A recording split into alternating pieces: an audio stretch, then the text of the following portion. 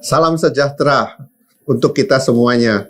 Kali ini saya akan sharing tentang Andal Software yang sudah berdiri 30 tahun lebih dan tentunya banyak pengalaman-pengalaman di sana. Nah, kali ini kita akan berbicara dengan topik strategi Andal bangkit dari keterpurukan. Saya akan sharing bagaimana Andal didirikan pada awalnya. Pada saat itu, sebelum Andal didirikan, kami sudah mempunyai kursus komputer yang telah bekerja sama dengan 20 sekolah.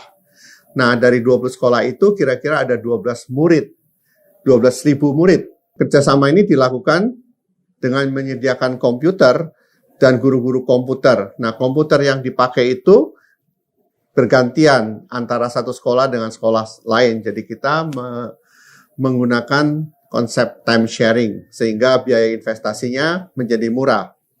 Nah, dengan harga komputer semakin murah dan guru komputer juga semakin banyak karena banyak sekolah-sekolah komputer, maka sekolah-sekolah itu sudah mulai membeli komputer sendiri dan mempunyai lab komputer sendiri dan menyediakan guru komputer sendiri.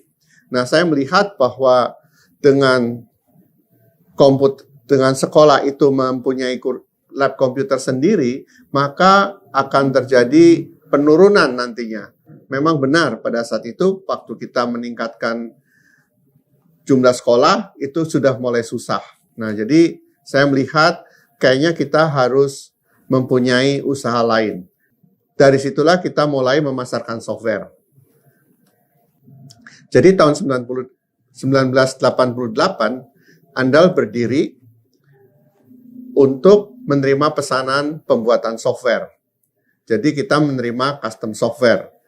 Nah, pada saat itu saya melakukan programming sendiri, kemudian menjual software sendiri, tapi lama-kelamaan sales-nya mulai meningkat, maka saya mulai rekrut programmer untuk membuat programnya. Nah, lama-kelamaan makin besar, ternyata pada saat revenue kita naik, pendapatan yang kita hasilkan tidak terlalu banyak. Nah, apa yang terjadi sebetulnya? Kalau kita lihat dari financial perspective seperti pada slide ini, kita lihat bahwa total cost-nya tinggi sekali. Kenapa? Karena pada saat kita dapat proyek bertambah, maka jumlah orang pun harus bertambah untuk mengerjakan proyek-proyek itu. Nah, jadi variable cost-nya naik. Total cost itu kan sama dengan variable cost ditambah fixed cost. Jadi total cost-nya tinggi sekali. Pada saat revenue-nya naik, total cost-nya juga naik.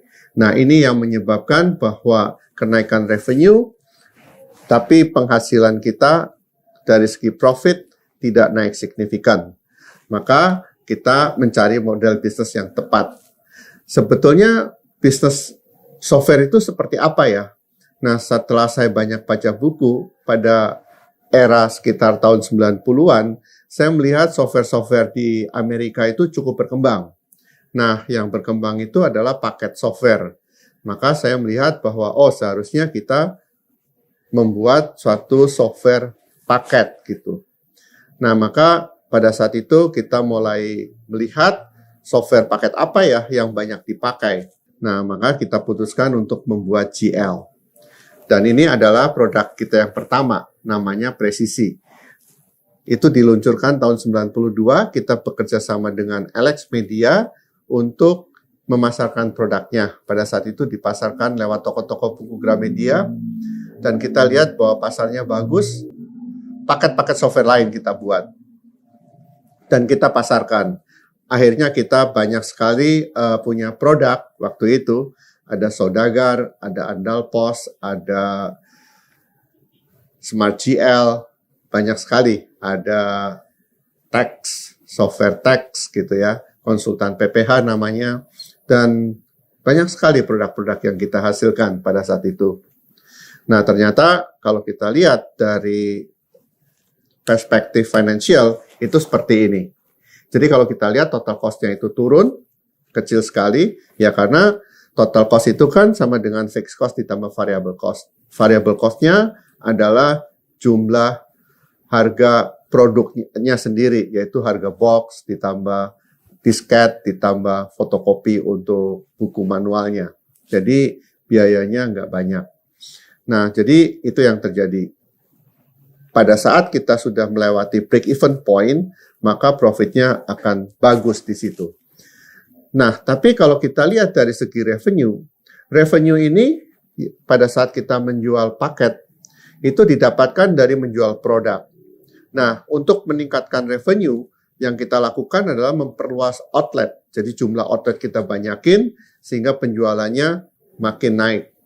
Tapi yang namanya penjualan itu tidak stabil. Setiap bulan bisa naik, bisa turun. Nah, kalau kita lihat, grafik revenue-nya seperti ini.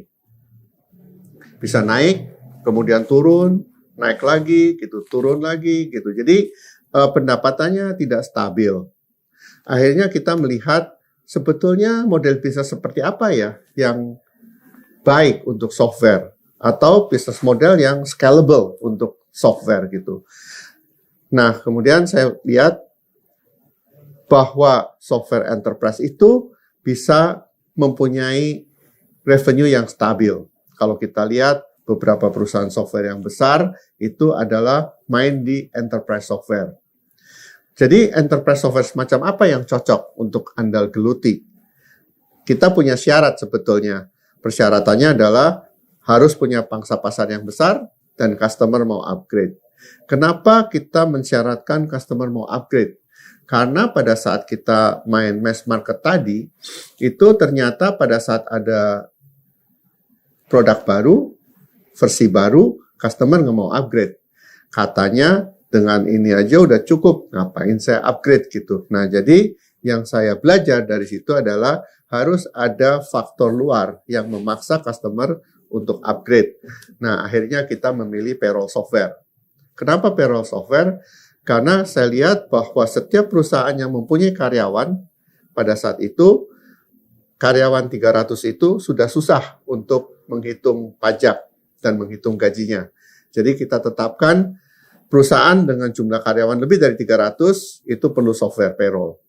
Dan payroll ini harus dikaitkan dengan peraturan pajak karena ada penghitungan PPh 21. Nah, pada tahun 90-an, peraturan pajak itu sering sekali berganti. Oke, kita membuat payroll software.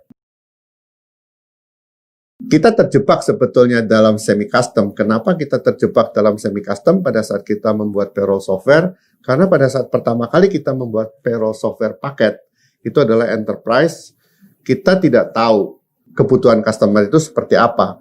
Sehingga pada saat kita buat, pada saat kita jualan, kemudian banyak customer yang kebutuhannya berbeda, sehingga kita harus menyesuaikan produk tersebut dengan kebutuhan customer tadi. Artinya, kita punya paket, tapi harus diubah paket itu, harus diubah codingnya. Nah, ini yang kita lihat nanti jadi masalah. Masalahnya begini, pada saat kita launch di 2001, yang namanya Karisma Win itu, kemudian kita banyak bekerja sama dengan Microsoft untuk melakukan seminar. Sering sekali, hampir setiap bulan. Dan pengunjungnya banyak. Artinya, banyak orang yang tahu tentang Karisma Win. Akhirnya di tahun 2002, itu sales-nya naik hampir 2 kali lipat dibandingkan 2001. Dengan kenaikan sales yang tinggi, apa yang terjadi? Yang terjadi adalah banyak pekerjaan yang harus kita lakukan untuk melakukan penyesuaian tadi. Akhirnya, kita tidak bisa mengontrol lagi proyek-proyek yang ada, saking banyaknya. Nah, kita nambahin karyawan juga tidak menyelesaikan masalah. Karena karyawan baru tentunya harus kita training dan sebagainya gitu. Jadi, tidak menyelesaikan masalah. Jadi, banyak proyek-proyek yang lama nggak selesai-selesai di saat itu. Sehingga tahun 2003, Andal mengalami keterpurukan gitu. Nah, pertanyaannya adalah pada saat kita terpuruk, apa yang harus kita lakukan? Jadi kita lihat turnaround strategi di sini pada grafik di situ di 2002 akhir itu effortnya tinggi sekali. Nah, kita harus menurunkan effort itu. Pertanyaannya adalah bagaimana caranya kita menurunkan effort yang ada di Andal? Caranya adalah kita melist semua customer yang ada, mana-mana customer yang bisa diselesaikan, mana-mana yang tidak bisa diselesaikan. Project-project yang tidak bisa diselesaikan kita potong. Artinya, ya saya negotiate dengan perusahaan tersebut untuk tidak dilanjutkan. Kemudian kita fokus di proyek-proyek yang bisa diselesaikan saja. Jumlah karyawan menyusut banyak. Kemudian di saat itu kita juga membuat produk yang lebih baik dan lebih sederhana. Akhirnya di 2003 selama kesulitan itu kita bisa menyelesaikannya. Kemudian di tahun 2004 kita membuat satu produk baru, launching yang kita sebut Andal PayMaster ini. Andal PayMaster ini yang menyelamatkan sebetulnya Andal Software. Nah, Andal PayMaster ini dibuat berdasarkan Karisma Win yang sudah dipasarkan tadi dengan memotong-motong beberapa fungsinya yang tidak berjalan dengan baik. Kemudian kita membereskan codingnya, programnya, sehingga itu bisa berjalan dengan baik. Kemudian kita jual. Hasil penjualan ini lumayan, bisa mulai naik gitu ya. Karena tidak banyak pekerjaan. Semuanya dilakukan dengan parameter setting. Nah, kalau customer itu tidak cocok dengan menggunakan aplikasi ini, kita akan cari customer yang lain. Jadi, kita menjual produk hanya ke customer yang cocok saja. Ini yang terjadi sebetulnya pada saat kita membangun produk. Pada saat kita membangun Karisma Win, kita nggak punya pengalaman sama sekali tentang payroll. Akhirnya kita menggunakan asumsi. Kalau begini, asumsinya gini. Kalau begini, asumsinya gini. Maka itu pada saat kita menjual Karisma Win, kita banyak sekali melakukan kustomisasi.